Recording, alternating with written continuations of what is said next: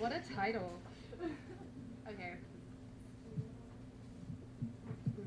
Oh, not sure how to do that. I'll just leave it. All right. Here we go.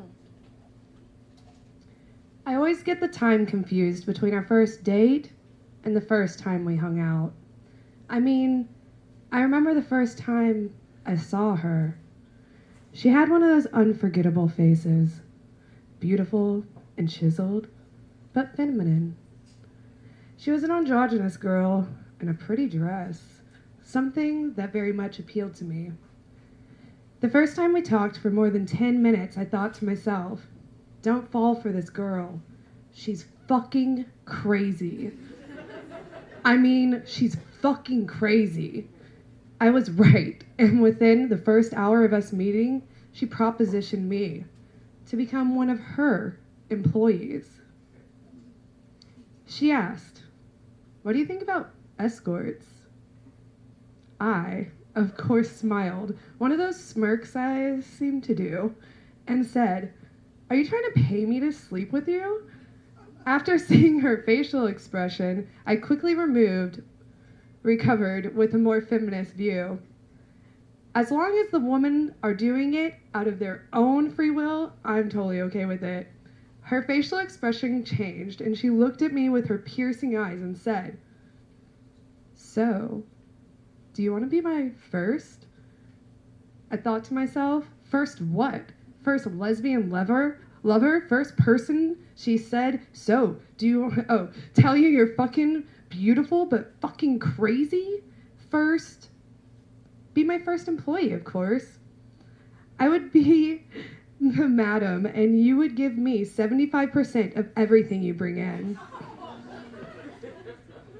I looked at her, totally intrigued. This was a fast-talking woman asking me within the first hour of hanging out to be her woman. Well, her lady for the selling.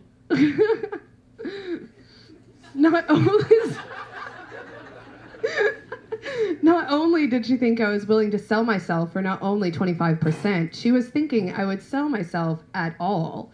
She literally has known me for less than an hour. I looked at her as she continued to explain that this was a brilliant idea. She explained it so well to me that I started to believe it, because it was kind of brilliant, right? She told me to think about it. In Montrose, there are tons of lonely men and whatnot who would pay for a hipster-looking girl like me. They wouldn't be looking for your typical escort. And with her connections, this is a perfect plan. Of course, I was pretty sure she was a lesbian at this point, but it could be a brilliant plan. She told me that I didn't have to sleep with them, only if I wanted to, and some people just want someone to hang out with. She smiled and said, you seem funny enough to entertain them. I want to tell you that this wasn't a serious conversation we were having, but it was. And I was actually considering how much money I could make off of this. How did I go from hello to an escort, I thought.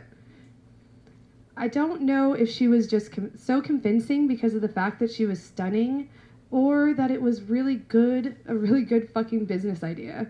She literally laid down the statistics and had a full-on business plan.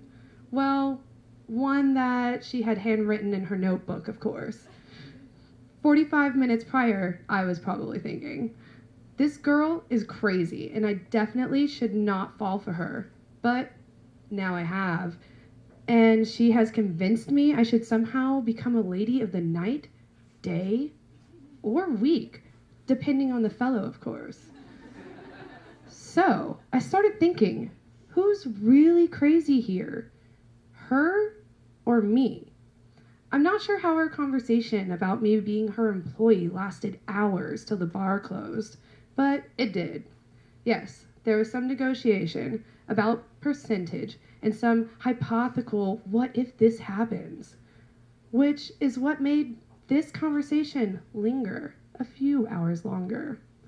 But I started to think this girl just might be intrigued by me too. The bartender started doing that dance of turning the lights on and off, and their subtle hint, get the fuck out of here already. We're tired, annoyed, and want to go home. She got up and said, well, what's your answer? I looked at her with hesitation, smirked again, and said, my answer is not no, and it's not yes. Ask me next time you see me. Hoping there would be a next time, of course. She smiled and laughed a little bit as she walked away. Just like that, it was the end of our first conversation. The next day, I woke up thinking, who the hell was that girl? I mean, I obviously knew her, but fuck. I spent the next week analyzing all of our conversations because I'm one of those people who tend to overthink things. I was still blown away by the fact that she propositioned me. Also by the fact that I'm pretty sure she's fucking amazing. So that week went by pretty slowly. That is, until I went to a show at Fitzgerald's. I ran into her outside on the deck smoking, most likely her millionth cigarette for the night. She saw me and waved me over. I felt like it was the longest walk of my life because I knew I would have to answer her proposition. She gave me a hug and introduced me to her friends and continued with her conversation with them about how badly people are at asking people out these days and how guys always ask her on pizza dates. She convinced the whole group to move another bar to play the game of MASH. You know, that game you played in elementary school or middle school? We all played that game for hours. It was pretty childish, but it's also a lot of fun, it turns out. Definitely not your normal bar suggestion. She didn't once ask me a question I was dreading, and I was starting to feel a little relieved. She probably was. The bar closed, and when I walked to her side. I gave her a hug goodbye, and she started to walk away when she grabbed my hand to turn me around and said, I didn't forget. So, what's your answer? I smiled this time more than a smirk and said, why don't you let me take you out on a date? And I promise it won't be to get pizza, a movie, or dinner, but you should be prepared because it's going to be an adventure. She was taken off guard, but smirked the kind of smirk I had previously gave her and said, I'm okay with that. I said, good, because I don't go into business with people I date. She laughed and walked away.